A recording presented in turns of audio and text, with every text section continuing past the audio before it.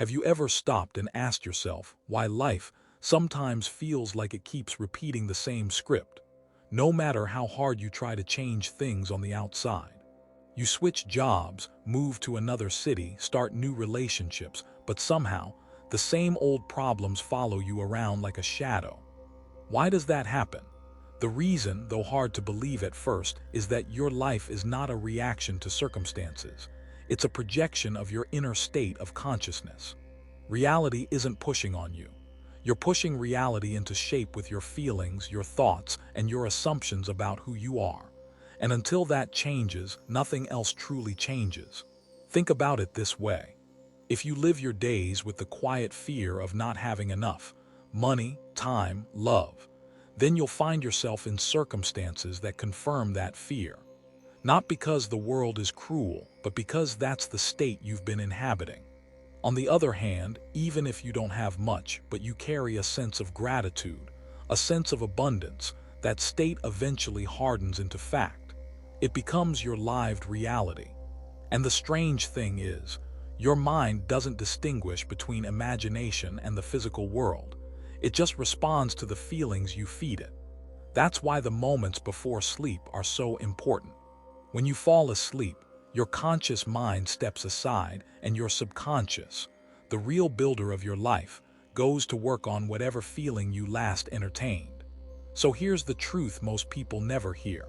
Stop fighting the external world, stop forcing circumstances, and instead, learn to feel from the end. Imagine and truly feel that the problem has already been solved.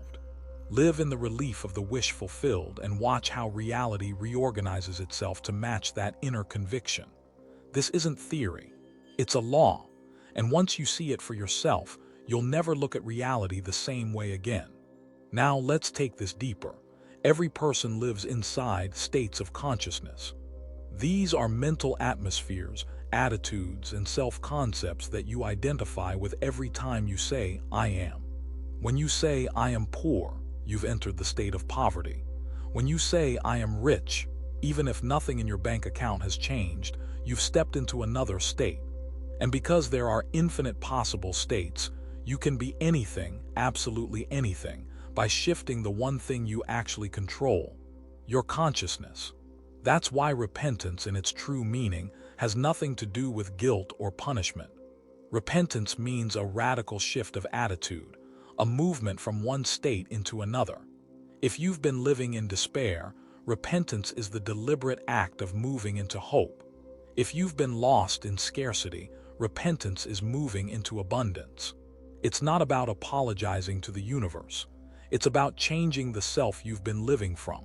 But here's where things get even more fascinating. Consciousness doesn't just exist in one dimension.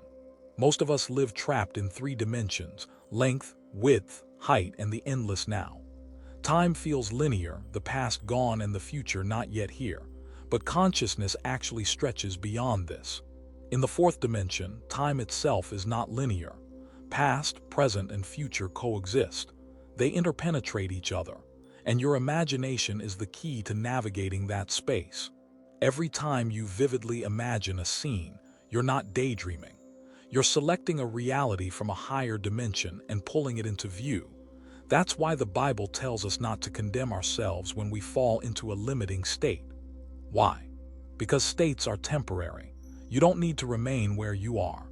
You can change states as easily as changing clothes, provided you have the courage to feel differently.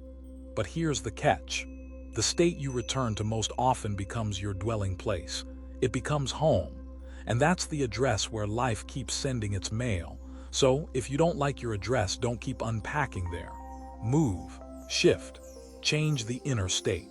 And you'll notice something miraculous. The outer world has no choice but to follow. Now, this shift doesn't happen by brute force. You can't just argue with yourself. The subconscious mind doesn't respond to debate. It responds to feeling. Feeling is the only language it understands. You can repeat affirmations until your throat is dry, but unless they're charged with emotion, they'll bounce off the surface of the conscious mind. But if you feel them, if you taste the reality of already being the person you wish to be, then the subconscious receives it, accepts it, and begins the mysterious work of bringing it into form. Think of the conscious mind as the seed planter and the subconscious as the soil. The soil doesn't ask questions. It doesn't decide whether the seed is good or bad. It simply grows what it's given. If you plant fear, it grows circumstances that confirm your fear. If you plant gratitude, it grows experiences that match your gratitude. The law is neutral, but the results are precise. That's why discipline over your emotional life is not just nice advice, it's survival. A burst of deep anger, a lingering sense of failure, an unshaken belief in limitation. Each of these plants seeds that must eventually come to harvest. And when the harvest comes, people call it fate, bad luck, or misfortune. But really, it's just the law of consciousness fulfilling itself. The good news: you are never trapped. At any moment, you can plant a new seed. And when you water it with feeling, with repeated attention, it begins to grow. That's the essence of manifestation. Not forcing the world, not hustling harder, but deliberately assuming the state of the wish fulfilled and trusting the process. The most powerful time to plant those seeds is before sleep. Why? Because as you drift off, the conscious and subconscious minds merge. The barrier between them dissolves. In that sacred moment, whatever feeling dominates you is handed directly to the subconscious, where it begins its work. So never go to sleep feeling lack, anger, or defeat. If you must do anything, assume the state of victory, relief, or gratitude as if your wish were already real. Fall asleep in that feeling, and you'll rise in the morning closer to its manifestation. Now let me ask you this. How different would your life look if, instead of drifting into sleep with the worries of the day, you chose to fall asleep in the state of your dream realized? What if you ended every night rehearsing not your failures, but the joy of already living your desired future? How fast would your reality change if you made that your practice? This is the essence of shifting to higher dimensions. It's not about escaping the world. It's about using the invisible faculties of imagination and feeling to navigate reality itself. Just like a two-dimensional being can't perceive the third dimension, most of us don't perceive the higher dimensions operating around us. But through disciplined imagination, we begin to. And once you see that the visible world is nothing but the shadow of higher consciousness, you stop trying to fix the shadow. You go to the source. You go to the projector. Here's the ultimate truth. You are the architect of your reality. You are not the victim of circumstances. You are not trapped in some cruel fate. Every state of consciousness is available to you right now, like rooms in an infinite mansion. And the door to each room is the feeling you allow yourself to live in. The mansion of abundance is waiting. The mansion of love, of creativity, of joy, they are all available. But you can only enter the room whose feeling you assume. So tonight, when you close your eyes, don't fall asleep as the version of you who is lacking, worried, or afraid.